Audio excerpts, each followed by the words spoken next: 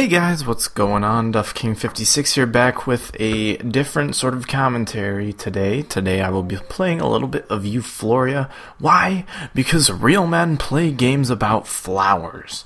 But besides that point, I actually have something pretty serious to discuss with you guys today. I didn't think I would do it, but I thought of an interesting and creative way to do it, and that is talk about SOPA.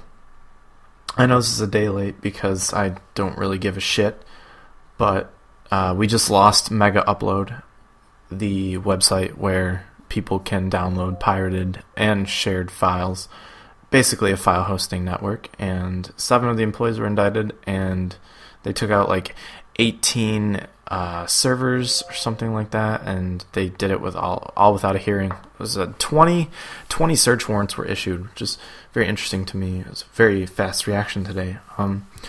But I want to talk about SOPA in a creative way, and since I'm not talking about it in the video game way, because that's always temporary and it's not important to me at the end of the day, what's important to me is me and my future.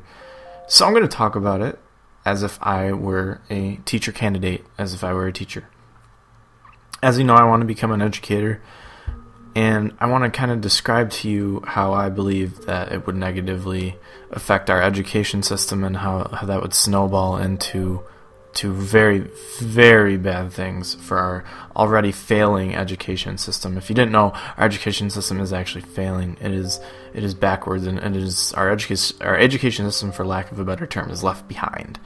So sit down, listen. I have 15 minutes to kind of stand on my soapbox and preach to you guys. Hopefully you enjoy this. I think it's a little bit more creative because you guys can completely relate to it because you are students. So anyways, without further ado, here is my opinion on SOPA in the mind of an educator. So, as an educator, a teacher, to be a lot of, well, okay, you guys should know that I'm going to be a biology teacher or a chemistry teacher, worst comes to worst. So either way, I'm going to have my students do some writing, and I'm going to be doing writing myself, depending on what level I am, whether I'm a high school or college professor. I'm going to be doing a lot of writing. I'm going to be doing a lot of preparation for classes. And one of the academic supplements that I would be using as a teacher would be PowerPoints, because they are extremely effective in presenting a truncated sort of grouping of knowledge to the students. Well, I can talk over and lecture as a biology teacher. I won't be just lecturing. I'll be doing a bunch of different activities, but I'd say primarily most of the sciences should be covered through lecture because I don't mind it. I know a lot of people do, but I don't. And as a teacher, a lot of my PowerPoints would not be plain. My PowerPoints would be filled with pictures and videos and, sort of descriptions from the book. And in order to have PowerPoints like that, I would need to have use of pictures, not just giving them credit. Full use of pictures.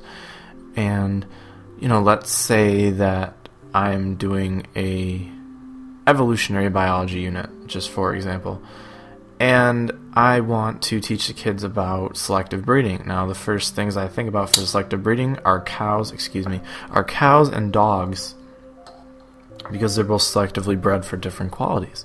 Dogs are selectively bred for different breeds, for unique breeds, and cows are selectively bred for quality of milk, of other things, and quality of meat. So, say I want to put a picture of a cow or a picture of a dog into my PowerPoint. If the picture was copyrighted, I would not be able to do that without paying money for license to do that. And as a teacher, I don't think on my salary I'll be able to pay for a copyright license for the picture of a dog or a cow in my PowerPoint. And it would lead to my PowerPoints being very gray and very boring, and people would not like to look at them. And this would snowball into loads of disengagement in my classes. And disengagement, I already talked about this in one of my vlogs or one of my commentaries. Disengagement is the worst thing that could happen to a student. Disengagement is when you distance yourself from the subject, and basically you just turn your brain off to anything, and you don't learn anything. Now, there's already enough of this going on in the education system with students and teachers, and I don't need this hanging over my shoulders when I'm preparing for classes because I want to add a picture of a cow or a video of a bird doing a mating dance. I can't do that because National Geographic taped it, and I can't use that because it's copyrighted by National Geographic, by the photographers that took the video. I can't do that. Classes would be very boring. The only thing you'd have to do is you'd have to get them all from supplementary textbook.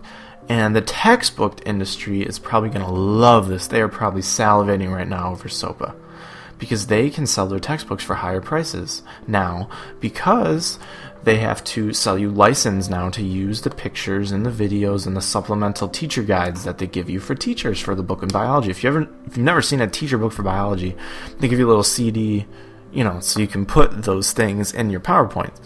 I'm not going to put in hours and hours of research to find free-to-use photos and free-to-use videos for biology, to put in my PowerPoints. And then I'm not going to make a works cited to show my students at the end of every topic that I do, to show them I didn't steal them. That's not what I'm going to do. That is going to be detrimental to the education system if you think about it, because all these teachers are not going to be able to use these things. Think of what YouTube just launched, youtube.com/educate or /education or whatever it is. You can watch college lectures. You can watch different educational videos that they were allowed to use. Now with SOPA, or whatever is going to be passed through Congress, or not passed. I know it hasn't been passed, but trust me, this isn't the end. This isn't the end of anything. If it got this much support before everyone started bitching about it, they're going to bring it right back up with the company money. But that's besides the point. I lost my train of thought. Let's think. Give me 1 second, please. Excuse me. It's going to be detrimental to teachers because of that fact. Teachers aren't going to be going the extra mile just so that they don't steal anything. And it's really going to hurt the education system, because if you guys think about how many different types of learners there are, how many different types of teaching styles there are, those are going to be severely limited by the resources that you're allowed to use for free. And YouTube's going to hurt from that too, because they run ads over the education, and they probably give both the companies and them profit. YouTube's not going to want to buy license to all these educational videos. YouTube's not going to want to do that. YouTube got them for free, probably, with the agreement that if they put Google AdSense, the companies would be making some sort of profit off of this. And they would have to buy a license from all of these people. They would have to buy a license from Harvard to show a lecture about morality in the law. It's not going to happen. It's going to be very, very bad. A very bleak outlook on things. Had things gone south with SOPA, but in the future, I really fear for future teachers and future students, more importantly, just because of the fact that they're not going to have the resources that, they're allowed, they've had in the past. Think about it now. Think of it now. If you're a student, you have an assignment, you have to do a research paper. What's the first website anyone goes to when they do a research paper? Wikipedia. Why? Because there's a wealth of knowledge. Why do I go to Wikipedia first? Because for science and for education, things like that, there are citations, there are footnotes at the end that give references to certain citations. And I can go through the list of references they have to find any reputable sources, and that starts me on my research. Students aren't going to be able to do that now. Students aren't going to be able to type something in the Google and get any results because everyone's censored. Students are going to have to... Everything's going to have to be put in a book form again, because students are going to be able to access online databases of copyrighted data, because the databases are going to be selling to schools at a lot higher prices, because they need to buy license from all the authors and all of the companies that produce these resources. That's not going to happen. Databases are already expensive enough as it is. Think of it this way, too. Turnitin, one of the trending teacher sources today for paper grading, which I love, by the way. I love using Turnitin because I know it's original work. I'm not scared of plagiarizing. I know it's my original work, and it checks my grammar, too. Turnitin.com's not going to be able to function anymore. They're a plagiarism checker. So that means they're going to have to cross-reference your work with copyrighted material, and they can't use that in their search engine because it's probably going to be censored. You know, you're not going to know who's plagiarizing what unless you backtrack your student sources. Think of it this way. You write a research paper, right? It takes 2 weeks. You hand it in to your teacher, and it takes the teacher about a week to grade. The teacher sees something fishy. And the teacher's like, oh, this doesn't look right. It looks like he's copying this. He's going to go back and check your source. So he goes to your works cited and he finds a source. He types in his web address. Uh-oh. He can't search it now because all of a sudden, overnight, it got blocked over the past 2 weeks. It got censored from the DNS. You can't cross-check that reference. Papers are going to be moot. Grading these papers for plagiarism are going to be moot unless you only use book sources.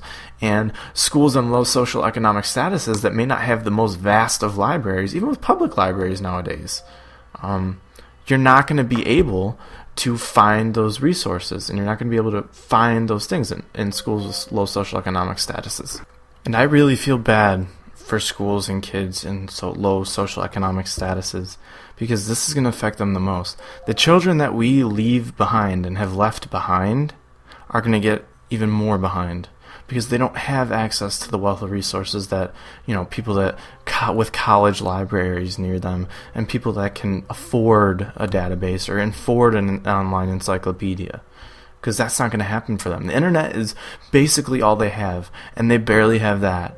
Because I've seen, the insides of some of the other schools with low social economic statuses. They might have 3 computers to share. They might have 3 computers in a classroom to share. You got classes of 30, 20, 25, 30 kids. How are you going to share, 3 computers with 25 kids to do a research paper for the week? I mean, the computers becoming more common in households now, but that's moot. Because if the websites are censored that these kids need, how's that going to happen? Huh? It's not. It's not going to happen. Kids are at risk here. And don't think that they won't do it. Don't say, oh, companies will, some of the book companies will feel bad and they'll offer their information free to use. Now, once this is out, and if the wording is as vague as it was now, once that bill is out, they will do everything in their power to protect their media so that people can't copy it or people can't access it for free. They'll have to pay for it. It's bewildering to me that people think that they can kill our free speech and kill our ability to share knowledge and consume. I like to read online articles about various topics. I won't be able to do that. I'll have to pay for a subscription to a website that publishes scholarly articles. Think about now for teachers. There are some teacher union websites that offer some great resources for teachers on methods, on theory, on process, on information in general.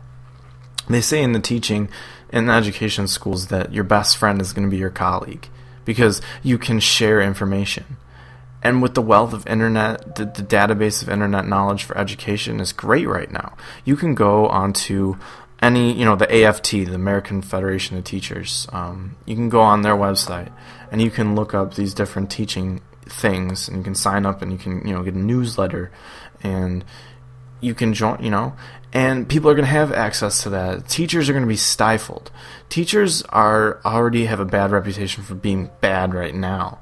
You think it's going to be any better when you cut off the knowledge and the resources that they possibly could have to get better? It's not going to get any better. You shouldn't be censoring people's sharing and their free speech, because that's essentially what you're doing. This is our free speech at risk here. This is our ability to share with each other and consume knowledge. And when you cut that off, you cut everyone off from a multifaceted, multimodal, new sort of literacy, a new sort of technological age where there are just mountains and mountains of information that just want to be found and want to be shared and want to be given to each other. And when this happens, because it will, unless we elect different people, and unless we have competent, understanding politicians in office, when this happens, shit's going to go bad. Shit's going to hit the fan, and it's not going to be pretty. Our education system is going to suffer. And me as a teacher candidate, That's not good. You know, I'm joining the, community of teachers so that I can improve what was once bad for me. You know, a lot of teachers go into the business because they've had such negative experiences and they want to improve it for kids, and things don't look good. And things aren't good now.